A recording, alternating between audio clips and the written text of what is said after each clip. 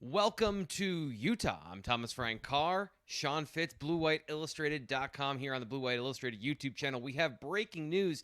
So Fitz, tell me what's going on with Penn State football. I thought we were done. I thought the class of 2024 was done. What are we talking about right now? No, it's not done. Well, the class of 2024 is pretty much done, but Okay. the ink is drying on those letters. But 2025 is always a conversation because we're always looking forward. As you can see, I'm in my festive gear. Penn State got an early Christmas present. Pittsburgh Central Catholic cornerback Xavier Thomas, an unrated prospect in the class of 2025, has announced for the Nittany Lions. This is something that Penn State offered him a couple of weeks ago, and didn't take him long to turn this around. Very private in his recruitment. He posted his first offer from Akron back in January. He posted his Yale offer back in July, and that's an important one to him that we'll talk about here in a second. But Penn State with their 7th commitment in the class of 2025, and it's a cornerback. That's impressive, that number that you just gave there, 7 already in the class of 2025. I know that previously was one of the highs in the Big Ten at the very least. We'll get to that in just a second, but tell me about what Penn State is getting in this cornerback and kind of his story. 5'10", 160-ish. We saw him at camp last June. Very fluid prospect, a guy that has excelled as a returner, excelled as a cornerback, had 4 interceptions this year. Actually started as a true freshman. Of course, never mind that. But started as a freshman on the Pittsburgh Central Catholic defense, which is very impressive to do so. To break into that program very young is very tough to do. Thomas has a bit of a bloodline. His older brother is a starting safety for the Indianapolis Colts, Rodney Thomas. He's had 4 interceptions last year as a freshman. I was going to say that again. As a rookie, he was a 7th round pick out of Yale. I mentioned that Yale offer a little bit ago being special. And that's pretty much what we got on Thomas. He was a very good returner. He opened the final game of the season, a loss to North Allegheny, with a 99-yard kickoff return. But from what we've seen from him mostly has been at camp. He was at the Whiteout camp in June, excelled there. You're curious about the size. Like I said, 5'10". He's a little bit over 5'10" now, so he still appears to be growing. At that point, he was still in the 5'9s. But fluid guy, moves very well, 4.2 shuttle, 4.5 40. Still time to fill out that frame. And we're going to see what kind of player he is, because you look at him, you look at those numbers, you think probably a nickel corner, but I don't think he's that much smaller than the guys that Penn State brought in, especially the guys from Florida, with John Mitchell and Antoine Belgrave Shorter signed on Wednesday. So a bit of a projection here. Could be an inside out guy, could be a nickel guy, but he's a guy that Penn State really, really liked. Just from a quick look at his film, looks like he's got decent length for his size. Obviously, we'll get all that information, all those details later, and Fitz is on top of all those things. But really interesting, you mentioned fluid. Watching him at camp, he was one of the guys that stood out in terms of being at that camp against guys that were older than him. So, those NFL bloodlines and the ability is clearly there in terms of what he brings to the table of early signs. So Penn State going back once again, just bring this part up. Pittsburgh Central Catholic going hard in mining the talent on that team. How much has that relationship been a benefit to this particular decision for Xavier Thomas not to have him be another guy coming from that program? Well, I think Terry Smith has an office at Central Catholic now. That might be something that they would look into. No, Terry's been around there forever, and of course, this is a sort of a double-edged Terry Smith attack here, with number 1 being a Pittsburgh guy, number 2 being a cornerback guy. By the way, 3rd Pittsburgh area commitment for Penn State in the class of 2025. And I think that they have emphasized that area. They've done a great job of sort of reconstructing that area to make it where the big time kids are going to not only consider Penn State, but also end up at Penn State. Of course, Quentin Martin, the top prospect in Pennsylvania, the top prospect in Western Pennsylvania in the class of 2024, signed with Penn State on Wednesday as well. So there's been an emphasis there. And then Terry likes his corners. He wants as many as he can get. And this is a guy that he has focused on early. It's an interesting recruitment, because you're going to look at it, you're going to say he's not rated. He's not, which it's still very early for 2025 ratings to begin with. I did And want then to you're ask going to you look at about that that offer quickly. list. Can I just jump in here? Absolutely. What is that timeline like? Because I know 2025, you get maybe some national guys. You probably start from the top.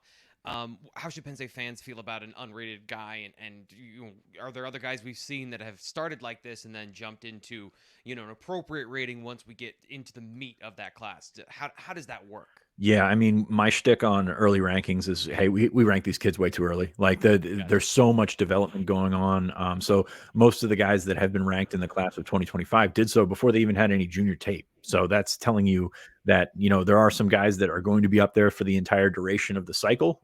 Sort of can't miss guys, if you will. Yeah. Uh, maybe some miss, I don't know. But you rank these guys really early, and because of that, like you obviously want the stars, you want the rankings, you want all that stuff. But like the more thorough investigations, the more thorough reviews come after the new year when we can actually take a look at their junior film. And we have taken a look at Thomas's junior film. There's a lot to like there. There's a lot of I think he's a guy that's certainly will be on the ascent. Like I said, that recruitment's interesting because he posted the first offer, which was from Joe Moorhead in Akron back in January. He posted the Yale offer. He hasn't posted any other offers, but from what I understand, there's offers out there. Like there are schools that have come through. So seems like a direction that he wanted to go into that kept everything private. Like I said, Penn State offered a couple of weeks ago, and that's not on his Twitter profile. It's not anywhere. So I'm very curious to when we actually get to talk to Xavier Thomas here, how that's going to pop up in terms of like what the actual interest was, because I think the surface level stuff when you're taking a look at his profile at On3 like is not going to tell the entire story with Thomas. Yeah, it seems like a guy who Penn State is good at this, and we talked about this a lot with the class of 2024, an under the radar prospect or an early evaluation by Penn State that is going to pay off eventually. That has been how these things have worked, is that these guys tend to be somebody whose name we know later because they have the talent, and it just takes everyone a bit of time to catch up with Penn State's evaluation. Let's get back to that number I mentioned earlier and that you actually brought up, the 7 players committed in the class of 2025. Too early. Understand. Totally understand that. How do you feel about this class and the work they've done so far? Given, I think the idea of recruiting plus NIL is making a lot of this very difficult. It seems like Penn State is almost inching earlier and earlier in identifying guys they want to have in the program. Is this a 2025 one-off? This class that is committing earlier than maybe other ones have? Or is this a trend with Penn State and maybe a way that they're shifting the way that they're recruiting because of the new landscape and some of the things they want to get done early? I think it's a trend in the sense of the work that they've put in. If you take a look at the makeup of the class, a lot of regional flavor in there.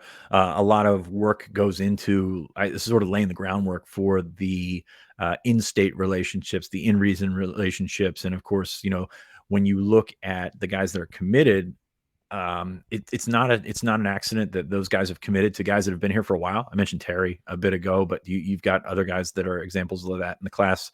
Keandre Barker, who we talked about a couple of weeks ago, committed to Jaywan Sider. So I think that sort of continuity with the staff really helps when you're talking about getting ahead of the curve and getting ahead of these guys. So Thomas is a guy that fits a lot of what Penn State looks for.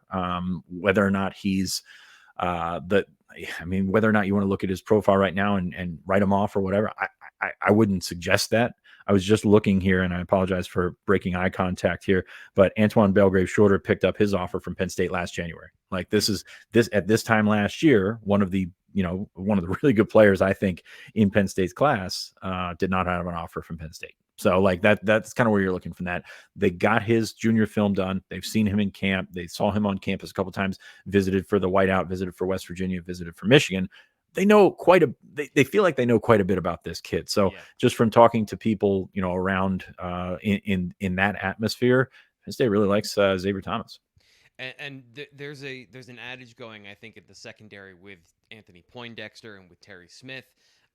If you're unsure, you should probably trust their evaluations because they haven't been wrong a whole lot. We're still the people that got to do the evaluation to give our thoughts and make sure that we're not just blindly following, but there is a certain amount of institutional trust you've got with some of these guys and the track record overall that Penn State's had with recruiting guys and having those evaluations pay out. I Just mean, check out any of the stuff we did yesterday talking about the guys that were underrated.